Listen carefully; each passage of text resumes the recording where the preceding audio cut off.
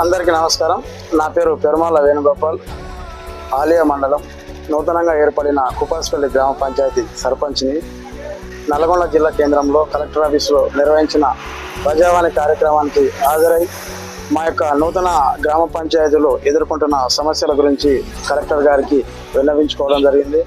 అందులో భాగంగా వారు కూడా సానుకూలంగా స్పందించడం జరిగింది. అయితే విషయం ఏంటంటే, నూతనంగా ఏర్పడిన గ్రామ పంచాయతీలు అన్నీ కూడా ఖచ్చితంగా 3 అకౌంట్లను నిర్వహించవలసి ఉంటుంది. అందులో 2 అకౌంట్లు సర్పంచ్ మరియు ఉప సర్పంచ్ చెక్ పవర్ అథారిటీ ఉంటుంది. మిగతా అకౌంట్కు మన పంచాయతీ కార్యదర్శి మరియు సర్పంచ్ గారి చెక్ పవర్ ఉంటుంది.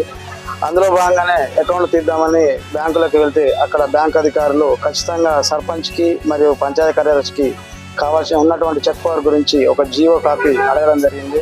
దాని గురించే అందులో భాగంగానే నేడు ఆ యొక్క కాపీ గురించి మన కలెక్టర్ గారిని అడగడానికి వచ్చాను.